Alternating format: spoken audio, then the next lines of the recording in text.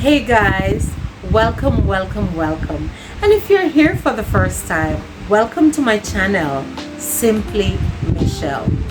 I have been reading the book called The Promise, written by moi, of course. And without itching, let's get right into the story. Tessa had been admitted to the hospital 3 days ago.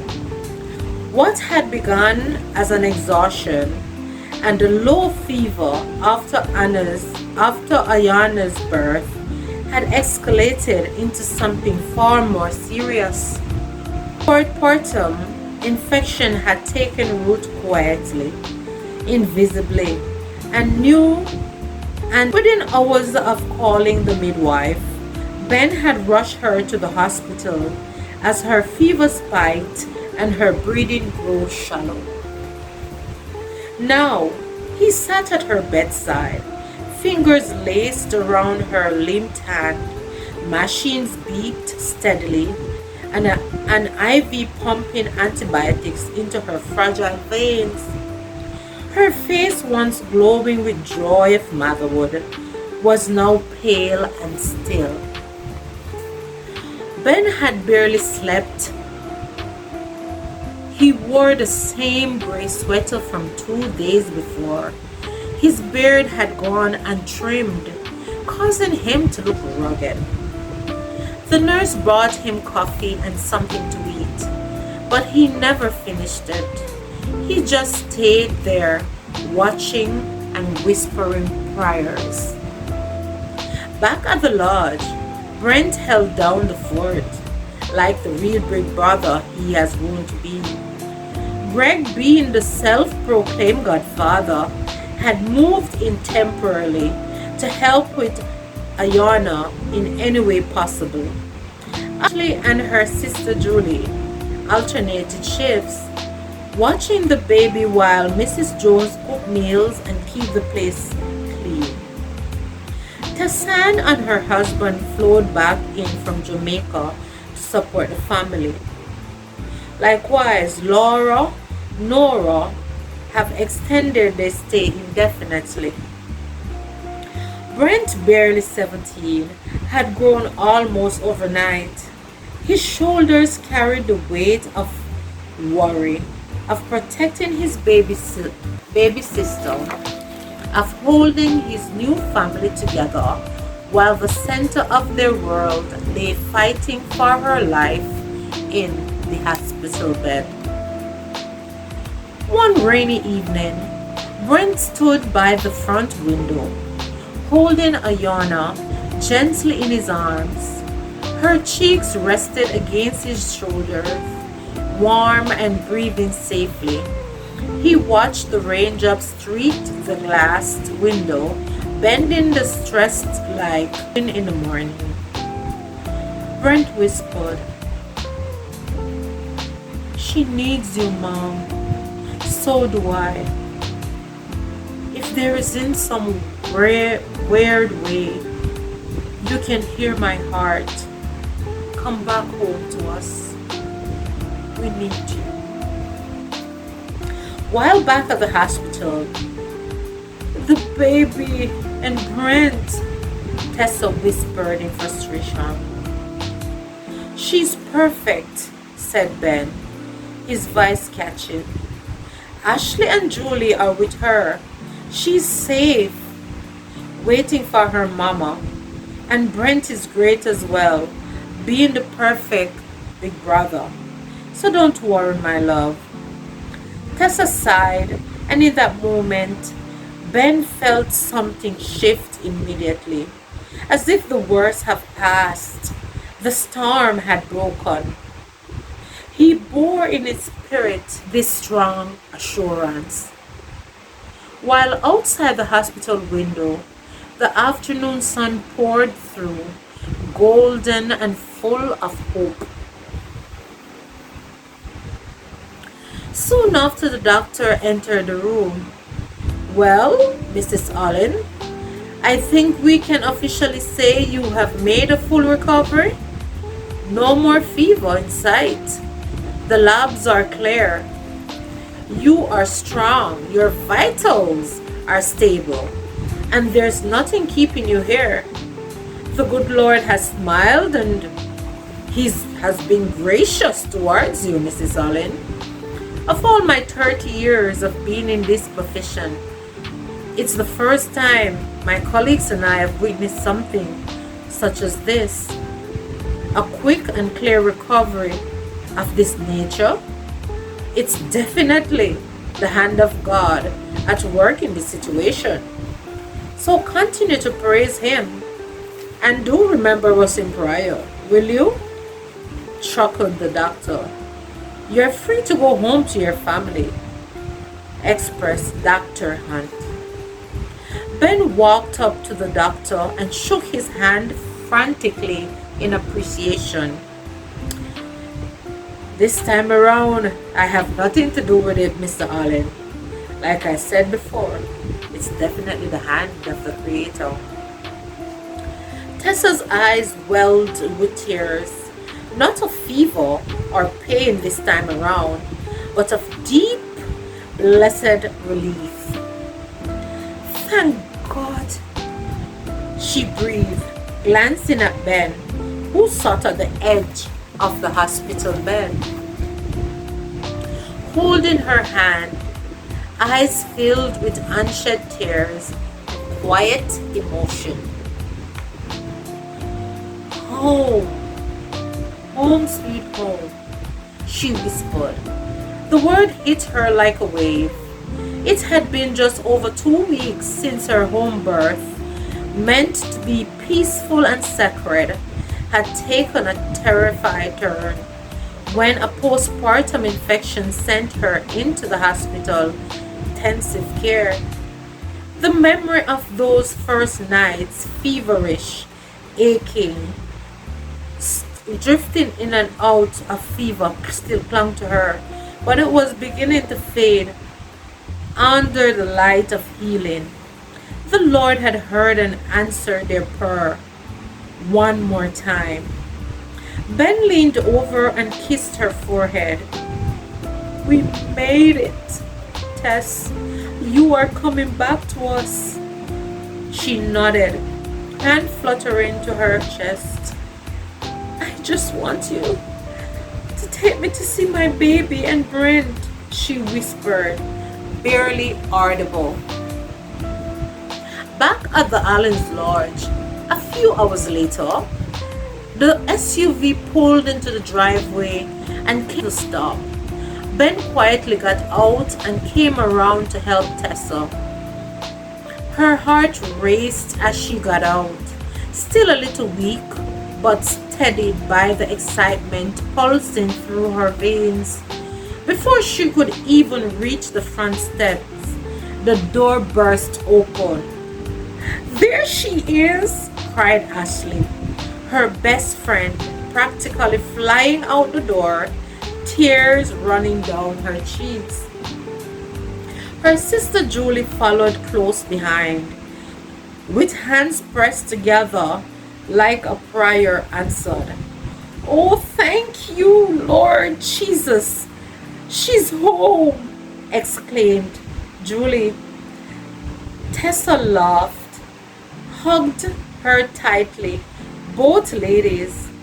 I missed you both so much, she whispered with tears in her eyes. Inside the house, smell of rosemary, chicken and baked cornbread.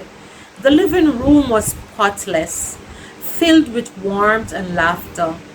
Mrs. Jones, Ben's elegant mother, in an apron, her face glowing. Tessa, sweetheart, she said, pulling her in gently. You look beautiful. We all have been waiting. She wouldn't have let anyone touch the stove but her, Ben whispered with a grin. Grade of lullaby duty, Ashley chimed in with a smirk. Just then, Brent appeared at the top of the stairs. He hesitated for a second, his lean frame rigid, his face unreadable. The 17-year-old had been holding so much in for the past 2 weeks. Tessa opened her arms. "Hey, baby, Mama is home." He rushed down the stairs in 3 steps and wrapped his arms around her in a long, tight hug. "I was so scared, Mom. I don't know what I'll do if you didn't come back to us." Tessa kissed his cheek. "I'll never leave you, Brent. Never. You are my son. You and Ayana, you are my whole heart. And my husband, of course." The baby's soft cry came from the nursery. Ben's sister came out holding the tiny bundle, her husband beside her. "Someone's been waiting for you," she said softly to Tessa. Tessa's breath caught as she reached for her daughter. Ayana nestled into her mother's chest like she knew, like she remembered. The warmth of her tiny body made the last 2 weeks melt away. "She's so much bigger already," Tessa whispered. "You missed a growth spurt," said Ben's father, Mr. Jones, chuckling from the recliner. "We kept notes.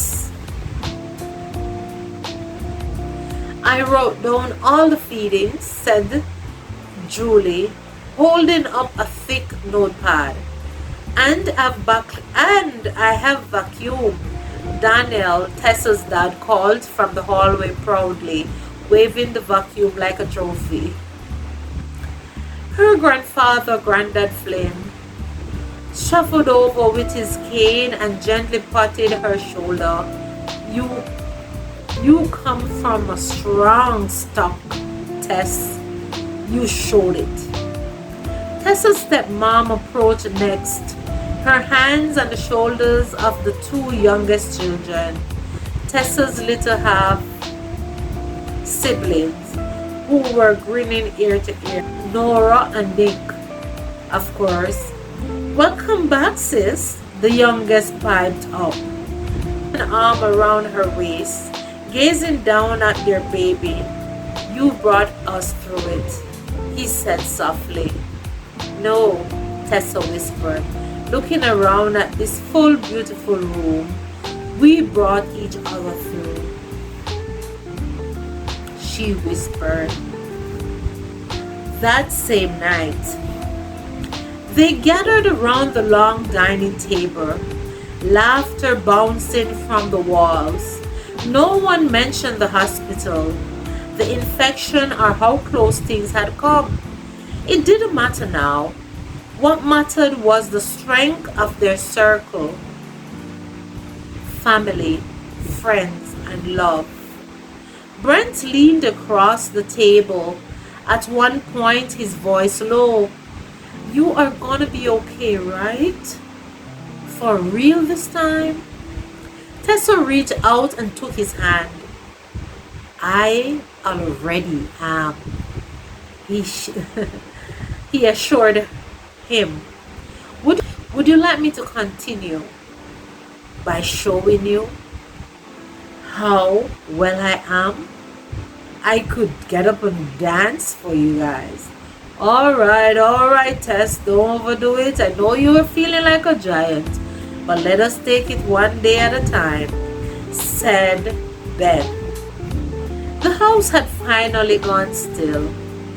Laughter and footsteps had faded hours ago. The soft creak of the nursery door closing signaled the end of the last check-in. The baby was asleep.